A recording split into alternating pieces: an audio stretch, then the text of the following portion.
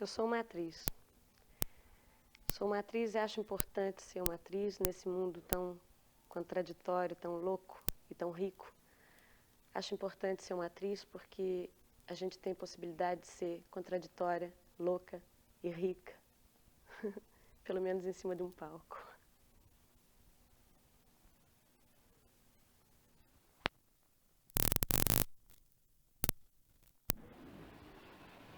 Subindo um carro. De acordo com a sua biografia, Marília, você começou em teatro com 4 anos de idade. Como é que foi isso? Eu praticamente posso dizer que eu comecei em teatro na barriga da minha mãe, porque a mamãe trabalhou até eu nascer. E com 19 dias já eu estava dentro de uma caixa de teatro, no Teatro Santana, em São Paulo. Eu não me lembro, não me lembro, claro, mas eu não sei bem em que companhia. Eu sei que mamãe trabalhava, meu pai trabalhava e eu ficava no colo das pessoas na caixa do teatro.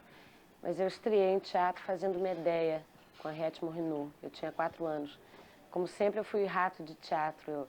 Papai e mamãe tinham que trabalhar, eu ficava sempre dormindo em trapos no chão do camarim, coisa que não era nenhum sacrifício para mim, porque desde que eu me conheço como gente, eu adoro teatro.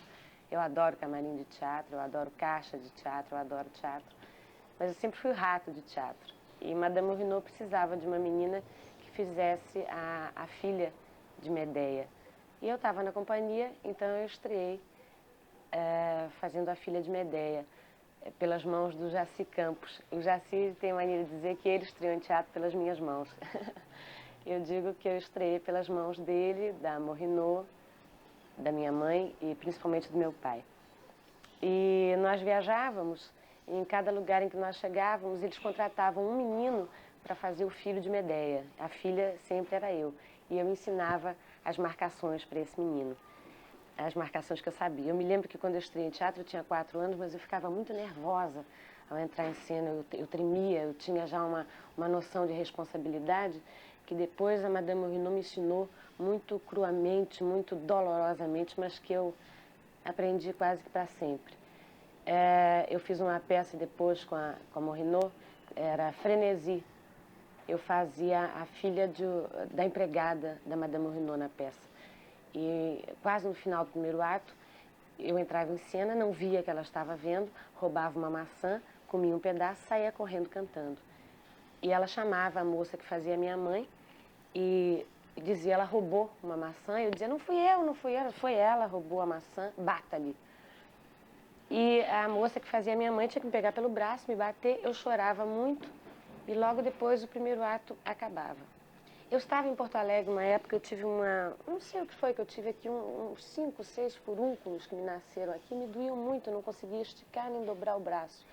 E eu pedi para a moça que, por favor, naquela noite não me pegasse no braço, porque estava doendo muito. Na hora da cena ela esqueceu e ela me pegou em cima dos furúnculos e ela me batia e eu tinha que chorar, em cena eu tinha que chorar. Mas olha que coisa incrível para uma criança de 4 anos. A minha dor era tão forte, eu sentia tanta vontade de chorar de verdade, que eu esqueci de chorar de mentira na peça. Eu fiquei muda. E eu saí de cena meio arrastada e usava-se naquela época, em cada final de ato, o pano fechava e a companhia agradecia no final do primeiro ato. Então, quando fechou o pano, a Madame Morhinot disse para mim, por que você não chorou? Para mim era uma coisa enorme, Madame Morhinot me dando uma bronca dessas, e ela brigou comigo e disse que uma atriz morre em cena, mas faz o que tem que fazer, faz o seu papel até o fim. E ela ficou 3 dias sem falar comigo, e eu fui fazer queixa para o meu pai. Eu dizia, ela não fala comigo, ela brigou comigo. E meu pai dizia, você é contratada dela, você é uma atriz da companhia dela, ela tem razão, você resolve o seu problema com ela. Foi a primeira noção que eu tive de profissionalismo na minha vida teatral, aos 4 anos.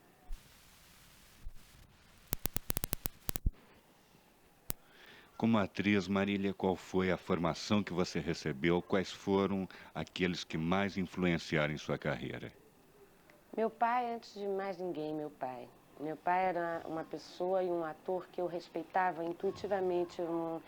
Eu adorava ver meu pai em cena. Eu achava ele um ator grandioso. Eu não sabia direito o que era ser um grande ator, o que era ser um ator menor, medíocre. Eu não sabia, mas eu achava ele grandioso. Eu amava ver meu pai em cena. Mais tarde, com o correr dos anos, eu compreendi que meu pai era um ator que aprendeu por ele mesmo, né? Meu pai era uma pessoa ignorante, ele não sabia as coisas, tecnicamente ele não sabia nada, mas intuitivamente ele sabia tudo. E tudo que ele soube da intuição dele, ele passou para mim e passou com muito carinho. Então, na minha profissão, a pessoa mais importante foi meu pai.